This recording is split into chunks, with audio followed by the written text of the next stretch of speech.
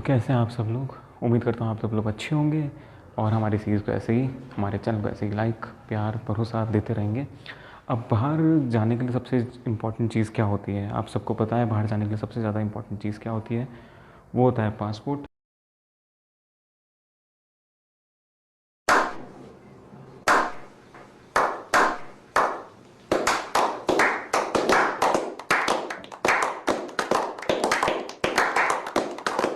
Passport की भी एक कहते हैं ना कि एज होती है, एक डेट होती है जब तक ये वैलिड रहता है। 10 साल उसकी होती है।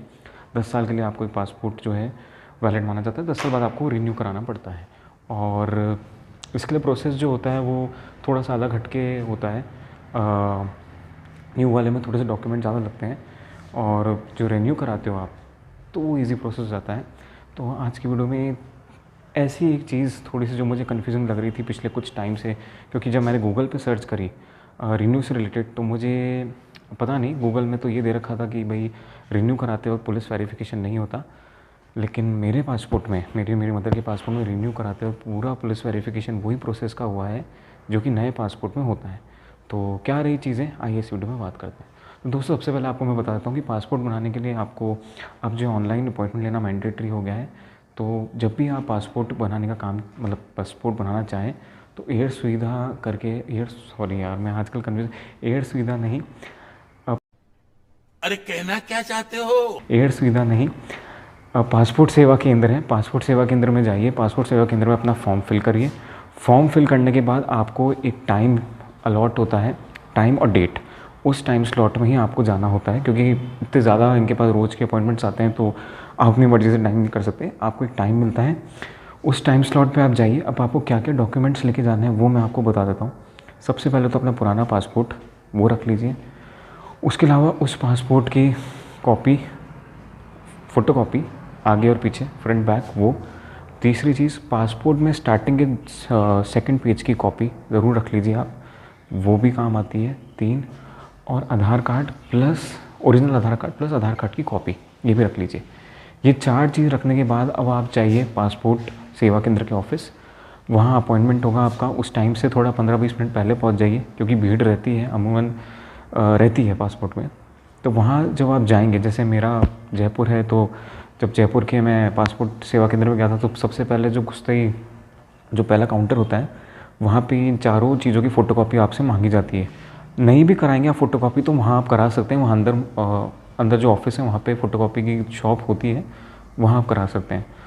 तो वहाँ से कराने के बाद करा लीजिए या फिर घर से करके लाइए। उस काउंटर पे वो मांगेंगे, वो चीज़ें देने के बाद वो एक आपको फॉर्म निकाल के देते हैं। जैसे कि मैं अभी आपको फॉर्म दिखवा दूंगा, वो एक फ़ॉर्म निकाल के देंगे।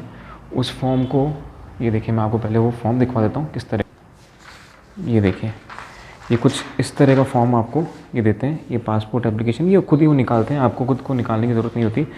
जैसे मैंने आपको कहा था कि इसमें एक, ये देखिए जो ये पेज होता है पासपोर्ट का, वो ये फ्रंट बैक कॉपी और ये आधार कार्ड, ये आपको स्टेपल करके दे देंगे और इसमें सब इन्फॉर्मेशन वो आपकी होती है। इसके बाद ये चीज़ वो ले जाएंगे सेकंड काउंटर पे, आपको लेके जाना पड़ता है। उस सेकंड काउंटर पे आपकी फ़ोटो खींची जाती है। शायद ये मुझे सेकंड काउंटर पे दिया था फॉर्म, पता याद ही नहीं आ रहा। हाँ, सेकंड काउंटर पे मुझे फॉर्म दिया था, वहाँ आपकी फ़ोटो खींची जाती है और उसके बाद वहाँ आपसे पूछते भी हैं कि आपको कोई पासपोर्ट का कैरी करने का पर्स टाइप वो चाहिए, उसके एक्स्ट्रा पैसे लगते हैं। या फिर आपको अगर अपना मैसेज, मोबाइल नंबर आपको मैसेज से कराना हो कनेक्ट, ताकि आपके पास और अपडेट मैसेज आते रहे कि भाई आपका कब पासपोर्ट अगली बार रिन्यू होगा, तो वो पूछते हैं। अगर ये सब कराना हो तो उसके चार्जेस होते हैं, 350 रुपये लगते हैं पासपोर्ट कवर के, इसके बारे में पूछते हैं। और 50 रुपीज़ लगते हैं मैसेजेस के, जो आपको देने होंगे वहीं पे। और इसके बाद फिर आप जाएंगे थर्ड काउंटर पे, जो कि होता है एओपी का। उस काउंटर पे आपसे आपका एड्रेस चेक करा जाएगा कि आपका 10 साल में एड्रेस चेंज नहीं हुआ, वो आपसे पूछेंगे, बल्कि नहीं हुआ, जैसे मेरा नहीं हुआ। उसके बाद वो आपका पूरा स्टेटस चेक करते हैं कि आपकी क्वालिफ़िकेशन क्या है, पूछेंगे कुछ भी नहीं। अगर उनको कुछ डाउटफुल लगता है तो वो आपसे पूछते हैं, बाकी वो आपसे कुछ पूछेंगे नहीं। उसके बाद चौथे काउंटर पे एक और ऑफिसर के पास वो आपको भेजते हैं, ताकि सारी जो कि आपकी चीज़ें हैं वो कंफर्म हो जाए। और पुराने पासपोर्ट पे वो पंच लगा देते हैं आपके एक पेन से, ताकि उसको कैंसिल कर देते हैं। हाँ, एक चीज़ और है, उस पुराने पासपोर्ट में अगर आपका कोई वीज़ा है, जैसे कि यूएसए का, कनाडा का, और भी जगह का, तो वो वैलिड, अगर वैलिड वीज़ा है तो, अगर वीज़ा एक्सपायर नहीं हुआ तो वो वीज़ा वैलिड रहेगा चाहे आपका पासपोर्ट एक्सपायर हो जाए। अब मैं आपको जैसे बता देता हूँ एक छोटी सी झलक। अब जैसे मेरा पुराना पासपोर्ट है, ये देखिए इसको उन्होंने पंच कर दिया है, लेकिन इन्होंने एक जो चीज़ करी वो ये देखिए लिखा है कि पासपोर्ट कैंसिल है, वीज़ा कैंसिल नहीं करा है। तो इसका मतलब ये है कि मुझे ये पासपोर्ट भी कैरी करना पड़ेगा अगर मेरे पास ऐसा कोई वीज़ा है इस मेरे पासपोर्ट में जो कि वैलिड है। जैसे कि अगर मेरे पास यूएसए का वीज़ा है तो मुझे जब यूएसए जाना है तो मुझे ये पासपोर्ट अपने साथ रखना पड़ेगा। और मैंने उनसे जब एक सवाल पूछा कि क्या मुझे पुराना पासपोर्ट, क्योंकि उन्होंने मुझे ओल्ड पासपोर्ट हाथों हाथ वापस दे दिया पंच करके, तो जब मैंने उनसे पूछा कि मुझे पुराना पासपोर्ट भी साथ में रखना है तो उन्होंने बोला कि आप साथ में रख लीजिए, वो पूछते नहीं इमिग्रेशन पे, लेकिन कभी अगर पूछ लें तो आप ट्रबल में ना आए। तो ये सब चीज़ों का भी ध्यान रखें। उसके बाद वो आपको पुराने पासपोर्ट के साथ वापस भेज देते हैं कि आपका पासपोर्ट आ जाएगा। मेरा पासपोर्ट 2 दिन में आ गया था और मुझे लगा कि चलो बढ़िया है, पासपोर्ट तो बन गया अपना, ये तो बहुत ईजी प्रोसेस था।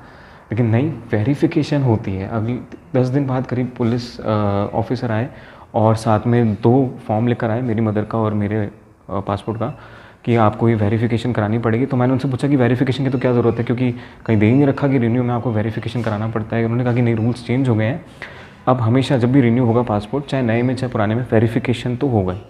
तो वो सारा प्रोसेस वापस लगता है वेरिफिकेशन में। जैसे आपको पता है कि आपके नेबर्स के सिग्नेचर होते हैं, फॉर्म फिल करते हैं, वो फॉर्म में 2 नेबर्स के सिग्नेचर चाहिए होते हैं एक पासपोर्ट के फॉर्म पे, प्लस उन दोनों नेबर्स के आधार कार्ड, और वो भी अटेस्ट करी हुई दोनों की साइन होनी चाहिए। तो ये सब प्रोसेस होता है। उसके बाद वो जो वेरिफिकेशन है पुलिस वाले, वो पुलिस ऑफिसर जो होता है जो आपके एरिया का है, वो भेजता है उसको पासपोर्ट डिपार्टमेंट को, और उसके बाद वहाँ से आपको वेरीफाई होता है पासपोर्ट। अगर आप इसके बिना जाएंगे, आप समझेंगे कि मेरा पासपोर्ट आ गया और मैं निकल जाऊँ, तो वहाँ पे जाके वो प्रॉब्लम कर सकता है, क्योंकि वो वैलिड नहीं माना जाता। तो इस चीज़ का ध्यान रखें। तो मिलेंगे आपको नेक्स्ट वीडियो में। एक छोटी सी इन्फॉर्मेशन थी जो मुझे आपसे शेयर करनी थी कि वेरिफिकेशन न्यू पासपोर्ट पे भी होता है। गूगल पे शायद ये दे रखा है कि नहीं, इट्स नॉट नेसेसरी, बट ये कंपलसरी है। हमने तो करा लिया है, अगर आप भी रिन्यू करा रहे हैं तो इस चीज़ को एक बार ध्यान ज़रूर दें। Thank you so much guys. Channel को प्यार, सपोर्ट, लव देने के लिए बहुत बहुत शुक्रिया। अगर ये वीडियो पसंद आया तो चैनल को लाइक कीजिएगा, सब्सक्राइब कीजिएगा, शेयर कीजिएगा।